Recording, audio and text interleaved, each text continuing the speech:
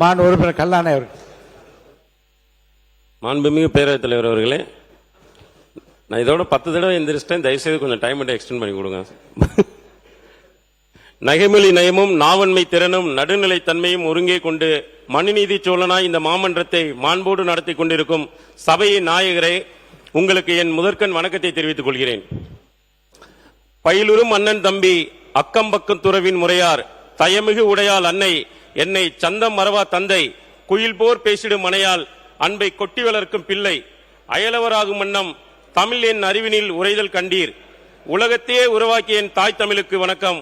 உலகமெல்லாம் ஆளும் என் தமிழர்களுக்கு வணக்கம். ஓங்கு சீர் மதுரை ஓங்கு சீர் மதுரை தண்டமிழ் கூடல் தமிழ் பொழில் நிலம் சந்தன காற்றும் சங்கத்தமிழ் பாட்டும் தெய்வீக மனமும் தவழ்ந்திடும் நிலம் எங்கள் மதுரை. அன்னை மீனாட்சி செங்கோலேந்தி ஆட்சி புரியும் ஐதீக பெருமைமிக்க நிலம் எங்கள் மதுரை. நெற்றிக்கண் திறப்பினும் குற்றம் குற்றமே என்று இறைவன் ஈசனே எதிர் நின்று முழங்கினாலும் அஞ்சாமல் நீதியின் பக்கம் நின்றது எங்கள் மதுரை. கற்பின் கனலாய் உருவெடுத்த கண்ணகி கையில் சிலம்பேந்தி தவறு செய்தவன் மன்னனாகவே இருந்தாலும் நீதிக்காக நின்று நெருப்பால் தழுவிய நகரம் எங்கள் மதுரை. கண்கொள்ளா காட்சியுடன் கள்ளழகர் வந்திறக்கும் வைகை நதி பாயும் மாநகரம் எங்கள் மதுரை. இத்தனை பெருமைகளை தன்னகத்தே கொண்ட வரலாற்று சிறப்பு மிக்க மதுரைக்கு மேலும் ஒரு மகுடமாக அமைந்தது வாகை சூடும் வரலாற்றின் மதுரை மாநில மாநாடு. கடந்த வருடம் ஆகஸ்ட் 21 இதே நன்னாளில் நடந்த 2வது மாநில மாநாட்டில் பங்கெடுத்து பணியாற்றும் பாக்கியத்தை எனக்கு வழங்கிய என் அன்பு தலைவர் தங்க தளபதி அவர்களுக்கும் இந்த மாமன்றத்தின் வாயிலாக என் நெஞ்சார்ந்த நன்றியை தெரிவித்துக் கொள்கிறேன். என்னை வேட்பாளராக அல்ல காப்பாளராக அறிமுகப்படுத்திய எனது உதிரத்தில் கலந்து உணர்வில் நிறைந்து உயிராக இருக்கும் தலைவர் தளபதி அவர்களை வணங்கி இயக்கத்தின் பலமாய் தொண்டர்களின் பாலமாய் கழகமே சுவாசமாய் தளபதியின் விசுவாசமாய் விளங்கும் போற்றுதலுக்குரிய பொதுச் செயலாளர் அவர்களுக்கும் என் அன்பையும் நன்றியும் தெரிவித்துக் கொள்கிறேன். மாண்புமிகு பேரவைத் தலைவர் அவர்களே, இந்த அவைக்கும் சரி அரசியலுக்கும் சரி நான் வருவதற்கென்று எனக்கு எந்த அரசியல் பின்புலமும் கிடையாது. எனது தாத்தாவோ தந்தையோ அரசியலில் இருந்தவர்கள் அல்ல. அவர்களின் அரசியல் நிலையில் வந்தவனும் நான் அல்ல. எனக்கு பின்னாலும் சரி முன்னாலும் சரி இருந்த ஒரே முகம் ஒற்றை தலைவன் எனது தங்க தளபதி மட்டுமே. அப்படிப்பட்ட எனது தலைவனுக்காக எனது தலைவன் மீது கொண்ட நம்பிக்கைக்காக திக்கட்டும் வெற்றி கொண்ட தகைசால் வென்ற நெடுஞ்செழியனாம் நம் தளபதிக்கு 10 8 பரிசளித்த எனது பாசக்கார மதுரை மக்களுக்கும் வெற்றி தலைவரின் ஒற்றை முகத்திற்காக விசில் சின்னத்திற்கு வாக்களித்து வாகை சூடி தந்த வடக்கு தொகுதி சொந்தங்களுக்கும் இரவு பகல் பாராது தேர்தல் களத்தில் என்னுடன் இணைந்து பணியாற்றிய பெருமைமிகு பெண் சக்திகளுக்கும் கழக தோழர்களுக்கும் மற்றும் அனைவருக்கும் என் சிறந்தாழ்ந்த நன்றியை தெரிவித்துக் கொள்கிறேன். இந்த அவையினை அலங்கரித்துக் கொண்டிருக்கும் அமைச்சர் பெருமக்களுக்கும் அனைத்து சட்டமன்ற உறுப்பினர்களுக்கும் எனது வாழ்த்துக்களையும் வணக்கங்களையும் தெரிவித்துக் கொள்கிறேன்.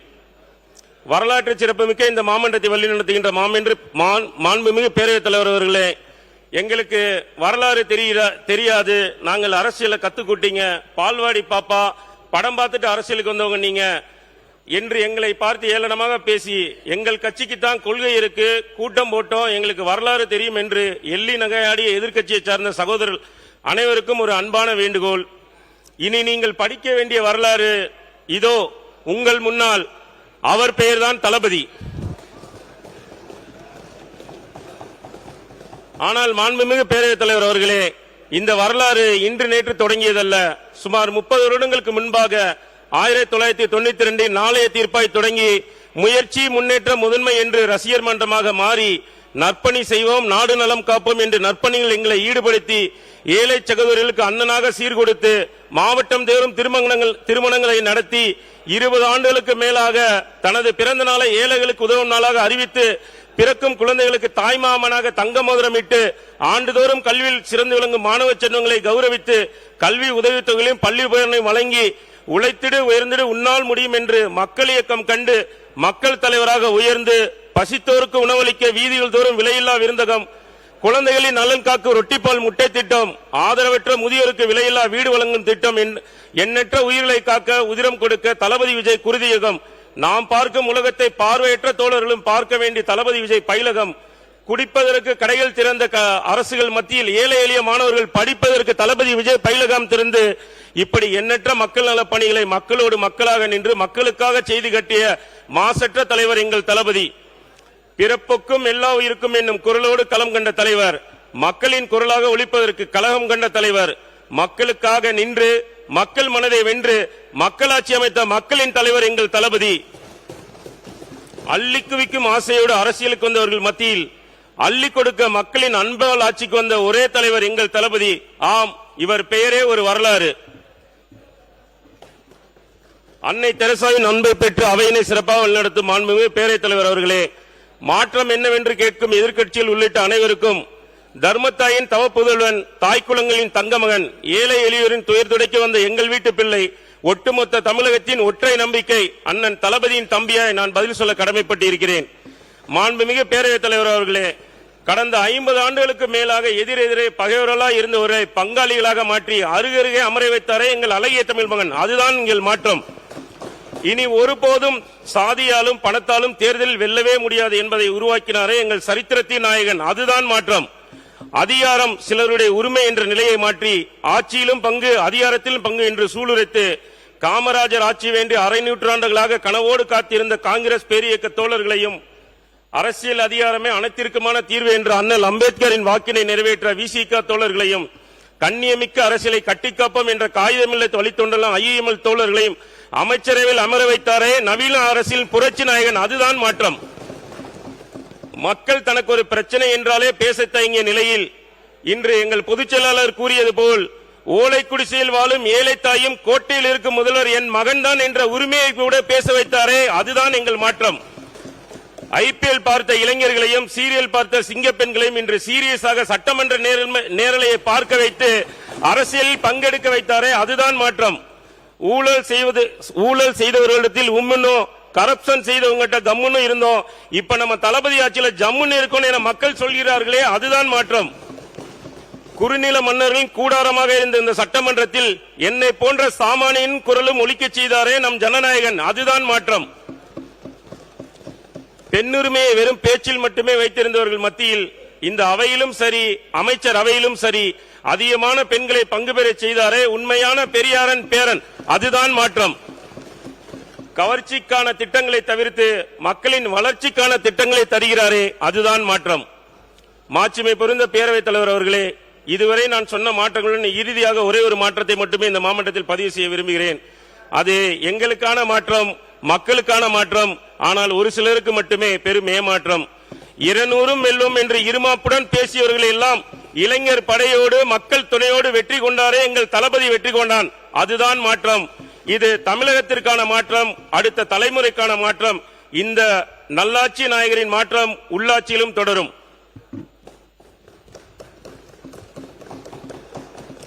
புரட்சி தலைவரால் அடையாளம் காணப்பட்டு நமது வெற்றி தலைவரால் அவையை அலங்கரித்து வரும் பேரவைத் தலைவர் அவர்களே, நீண்ட வரலாற்றின் பெருமை கொண்ட எங்கள் மதுரைக்கு கடந்த கால ஆட்சியாளர்கள் ஒரு புதிய வரலாற்றை படைத்திருக்கிறார்கள். குறிப்பாக சொல்ல வேண்டுமென்றால் ஊழல் ஊழல் ஊழல். உங்கள் வீட்டு ஊழல் அல்ல, எங்கள் வீட்டு ஊழல் அல்ல, இது உலகமகா ஊழல், நவீன வகையான விஞ்ஞான ஊழல்.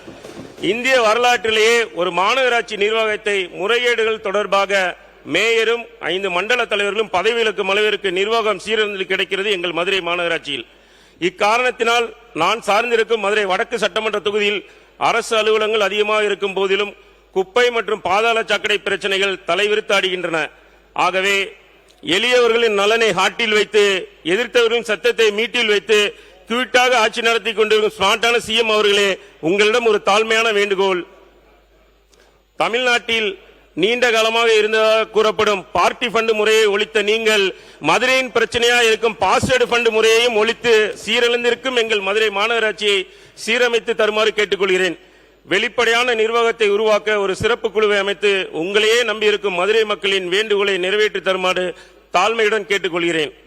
மாண்புமிகு பேரவைத் தலைவர் அவர்களே, மதுரை மற்றும் சுற்றுவட்டார மக்களும் பயன்பெறும் வகையில் ரூபாய் 84 கோடி மதிப்பீட்டில் மதுரை அரசு ராசாட்சி மருத்துவமனையில் மண்டல புற்றுநோய் சிகிச்சை மையம் அமைக்க உத்தரவிட்டு எனது கோரிக்கையை ஏற்று நிறைவேற்றி தந்த மாண்புமிகு தமிழக முதல்வர் தலைவர் தளபதி அவர்களுக்கும், மாண்புமிகு கழக பொதுச்செயலாளர் அவர்களுக்கும், மாண்புமிகு மக்கள் நல்வாழ்வுத்துறை அமைச்சர்களுக்கும் மதுரை மக்கள் சார்பாகவும் எனது சார்பாகவும் என் நன்றியினை தெரிவித்துக் கொள்கிறேன். எனது மதுரை வடக்கு தொகுதியில் இருக்கும் மிகப்பெரிய பிரச்சனை பாதாள சாக்கடை மற்றும் குப்பை, சில சமயங்களில் கழிவுநீர் கலந்த குடிநீர் தான். சுமார் 40 வருடங்களுக்கு மேலாக முறையாக பராமரிக்கப்படாத பாதாள சாக்கடை பிரச்சனையால் எனது தொகுதியில் உள்ள செல்லூர், நரிமேடு, கோரிப்பாளையம் மற்றும் தல்லாகுளம் போன்ற பகுதிகள் மிகவும் பாதிப்படைகிறது. இதனால் குழந்தைகள் முதல் அனைவருக்கும் சுகாதார சீர்கேடு ஏற்படுகிறது. மக்களின் இயல்பு வாழ்க்கை பாதிக்கப்பட்டு மிகுந்த சிரமத்திற்குள்ளாகின்றனர். எனது தொகுதியில் உள்ள அந்தநேரி உட்பட்ட பகுதியில் வசித்து வரும் காட்டுநாயக்கர் இனத்தை சார்ந்த மக்களுக்கு ஜாதி சான்றிதழ் வழங்குவதில் சில இடர்பாடுகள் உள்ளன. இதனால் அங்குள்ள மாணவர்களின் கல்வி வாய்ப்புகள் மிகவும் பாதிக்கப்படுகின்றது. மேற்கண்ட எனது தொகுதியின் மக்களுக்கு ஜாதி சான்றிதழ் வழங்கி உரிய நடவடிக்கை எடுக்க வேண்டுமாய் தாழ்மையுடன் கேட்டுக்கொள்கிறேன். மேலும் இப்பகுதி மக்கள் நீண்டகால கோரிக்கையான மயானம் அமைத்துக் கொடுக்க நமது அரசு ஆவணம் செய்ய வேண்டும் என்று உங்கள் வாயிலாக கேட்டுக்கொள்கிறேன். மாண்புமிகு பேரவைத் தலைவர் அவர்களே, மதுரை மாவட்ட ஆட்சியர் அலுவலகத்தின் முன்பாக தமிழ்ச்சங்கம் அருகே அமர்ந்து அரசு போட்டித் தேர்வுகளுக்கான தயாராகும் மாணவர்களின் பயண வசதிக்காக மாட்டுத்தாவணி முதல் பெரியார் நிலையம் மற்றும் ஆரப்பாளையம் முதல் மாட்டுத்தாவணி வழித்தட பேருந்துகளில் மாணவர்கள் நலன் கருதி மாவட்ட ஆட்சியர் அலுவலகம் முன்பு தமிழ்ச்சங்கம் சாலை வழியாக பேருந்துகளை இயக்குமாறு உங்கள் வாயிலாக கேட்டுக்கொள்கிறேன். மாண்புமிகு பேரவைத் தலைவர் அவர்களே, எனது தொகுதிக்கு உட்பட்ட முல்லை நகர், புதூர், காந்திபுரம், செல்லூர், கொடிக்குளம், பாரத் நகர் உள்ளிட்ட பகுதியில் வாழ்ந்த ஏழை எளிய மக்களின் 20 ஆண்டுகளுக்கு மேற்பட்ட கோரிக்கையான பட்டா வழங்கும் கோரிக்கை இன்றளவும் தீர்க்கப்படாமலே உள்ளது. எனவே அந்த பகுதி வாழ் மக்களின் நீண்டகால போராட்டத்திற்கு தீர்வு காணும் வகையில் நமது தளபதி அவர்கள் ஆட்சியில் உரிய ஆய்வு மேற்கொண்டு தகுதியான அனைவருக்கும் வீட்டுமனை பட்டா வழங்க வேண்டுமாய் உங்களை அன்போடு கேட்டுக்கொள்கிறேன்.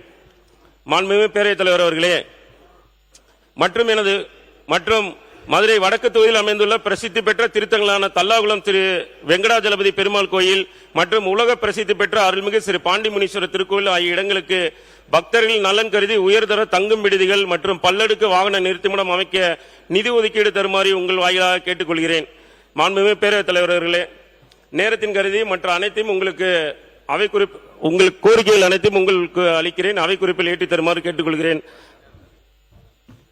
மாண்புமிகு பேரவைத் தலைவர் அவர்களே, சாதாரண மக்களின் மின் கட்டண சுமையாக குறைக்கும் வகையில் 200 யூனிட் வரை கட்டணமில்லா மின்சாரம் வழங்கும் திட்டம், மின்சார வாகன பயணிகளின் வசதிக்காக உருவாக்கப்பட்ட TNEV செயலி, மேலும் 2031ஆம் ஆண்டிற்குள் தமிழ்நாட்டில் மின் நுகர்வில் 50% புதுப்பிக்கத்தக்க எரிசக்தி மூலம் பூர்த்தி செய்யும் நோக்கில் மேற்கொள்ளப்படும் வெளிப்படையான மற்றும் விரைவான அனுமதி நடைமுறைகள் ஆகிய இந்த 3 சிறப்பான நடவடிக்கைகளையும் நான் மனமாற பாராட்டி வரவேற்கிறேன். மக்களின் செலவை குறைத்து தொழில்நுட்பத்தை எளிதாக்கி பசுமையான தமிழகத்தை உருவாக்கும் இந்த அரசின் தொலைநோக்கு பயணத்திற்கு எனது மனமார்ந்த வாழ்த்துக்கள். மாண்புமிகு பேரவைத் தலைவர் அவர்களே, மற்றும் இந்து சமய அறநிலையத்துறை சார்பாக இதுவரை ரகசியமாக நடைபெற்று வந்த திருக்கோவில் அறங்காவலர்கள் நியமனத்தில் முதல் முறையாக வெளிப்படைத்தன்மையுடன் தளபதி ஆட்சியில் செயல்படுத்துவது வரவேற்கத்தக்கது. மதுரை அழகர் கோவில் உள்ளிட்ட 16 திருக்கோவில்களில் அடிப்படை கட்டமைப்பை மேம்படுத்த ரூபாய் 1445 கோடி மதிப்பீட்டில் மேம்படுத்தும் பணிகள் நடைபெற்று வருவதும் மிகவும் வரவேற்குரியது. ஒரே ஒன்று மட்டும் சொல்லிக்கிறேன். மாண்புமிகு பேரவைத் தலைவர் அவர்களே, இங்கே எல்லோரோட வெற்றியும் மே 4ஆம் தேதி உறுதிப்படுத்தப்பட்டுச்சு. ஆனா என்னோட வெற்றி அதற்கு 2 மாதங்களுக்கு முன்பாக உறுதிப்படுத்தப்பட்டுச்சு. ஆம், என்னோட தொகுதியில் நிற்பதற்கு நமது சில இடர்பாடுகள் இருந்த பொழுது அது தலைவர் கவனத்திற்கு சென்று தலைவர் மதுரை வடக்கு கல்லாணைக்கு கொடுங்க அப்படின்னு சொல்லி எழுதினாருன்னு கேள்விப்பட்டேன். அப்படிப்பட்ட வெற்றி தலைவரின் கையால் எழுதப்பட்ட எனது வெற்றி அன்றே தீர்மானிக்கப்பட்டது. அன்னைக்கு தலைவரை மறுபடி பார்த்து இந்த வாய்ப்பு கொடுத்ததுக்கு நன்றி சொல்லி சொன்னேன். என்னை நம்பி நீங்க கொடுத்ததுக்கு ரொம்ப நன்றி தலைவரே. அண்ணனுக்கு நன்றி சொல்லிட்டு சொன்னேன். கண்டிப்பாக நிச்சயமாக வெற்றி பெற்று உங்கள் பொற்பாதங்கள் சமர்ப்பிப்பேன் என்று. அதே போல அந்த வெற்றியை தலைவர் தளபதி காலில் சமர்ப்பித்தேன். அதற்கு காரணமாக இருந்த எங்களது கழகத்தின் பொதுச்செயலாளர் அவர்களுக்கும் மதுரை வடக்கு தொகுதி சொந்தங்கள் அனைவருக்கும் கழக தோழர்களுக்கும் மற்றும் அனைவருக்கும் எனது சிறந்தாழ்ந்த நன்றியை கூறிக்கொண்டு இறுதியாக ஒன்றை மட்டும் கூறிக்கொள்கிறேன்.